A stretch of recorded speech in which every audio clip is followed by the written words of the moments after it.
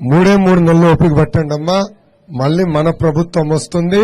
మన ప్రభుత్వ అధికారంలోకి వచ్చిన వెంటనే మన ప్రభుత్వ అధికారంలోకి వచ్చిన 5 సంవత్సరాల్లో 20 లక్షల ఉద్యోగాలు ప్రభుత్వం, ప్రైవేట్, స్వయం ఉపాధి ద్వారా కల్పించే బాధ్యత నేను వ్యక్తిగతంగా తీసుకుంటానని ఈ సభాముఖంగా హామీ ఇస్తున్నా. పరిశ్రమలు రావాలి అంటే భూమి ఉండాలి, మెరుగైన మ్యాన్ పవర్ అంటే పనిచేసే యువకులు ఉండాలి, వాళ్ళకి సరైన నైపుణ్యం ఉండాలి, నీరు ఉండాలి, కరెంటు ఉండాలి. ఇది ఉంటేనే పరిశ్రమలు అనేది ఆంధ్ర రాష్ట్రానికి వస్తాయి. బాబు గారు ముఖ్యమంత్రిగా ఉన్నప్పుడు ఎప్పుడన్నా కానీ భూసేకరణ చేస్తే రైతులకి డబ్బులు ఇచ్చి ఇబ్బందులు లేకుండా తర్వాతనే భూసేకరణ అనేది జరిగేది. చిత్తూరు జిల్లాలో ఎలక్ట్రానిక్స్ మ్యానుఫ్యాక్చరింగ్ పరిశ్రమలు అనేక తీసుకొచ్చాం. అక్కడ రైతులకి నష్టపరిహారం అందించిన తర్వాత వాళ్ళు భూములు తీసుకుని ఆ భూముల్ని పరిశ్రమలకు అప్పగించాం. భూమికి మనిషికి చాలా అనుబంధం ఉంటుంది. బాబు గారు ఇది గుర్తిస్తారు. ఇప్పుడు ఆనాడు దుర్గమ్మ గుడి దగ్గర, అమరావతిలో విజయవాడలో దుర్గమ్మ గుడి దగ్గర ఫ్లైఓవర్ ఏర్పాటు చేసడానికి కొన్ని ఇళ్లు కొట్టాల్సి వచ్చింది.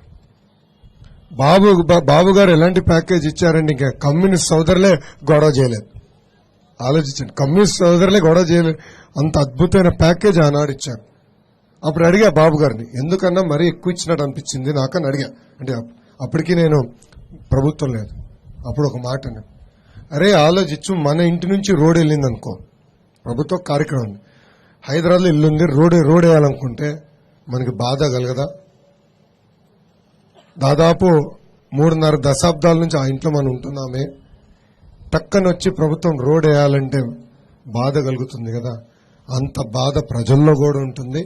అందుకే పర్వాలేదు, మెరుగైన ప్యాకేజ్ ఇచ్చి ప్రజలకు ఇబ్బంది లేకుండా చేశానని బాబు గారు చెప్పారు.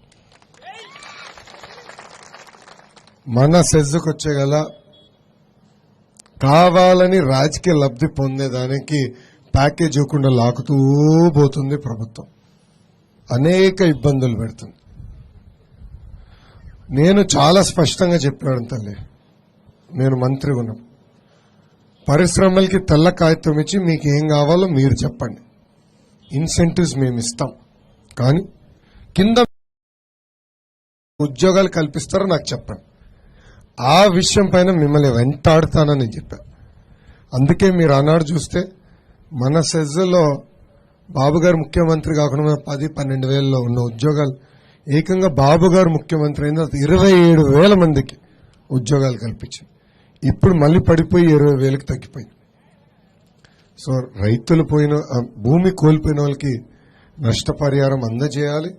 అదేవిధంగా ఇంకో పక్కన పెద్ద ఎత్తున నాన్ పొల్యూటింగ్ ఇండస్ట్రీస్ ని ప్రోత్సహించి నిరుద్యోగ యువకులకి ఉద్యోగాలు కల్పించే దిశగా మేము పనిచేస్తామని ఇక్కడ మీ అందరికి తెలుపుకుంటూ, ఈ సమావేశానికి వచ్చిన కొప్పుల వెలమ సోదరుల గురించి 2 మాటలు చెప్పాలి. ఆత్మగౌరవంగా బతికేవారు మా కొప్పుల వెలమ సోదరులు.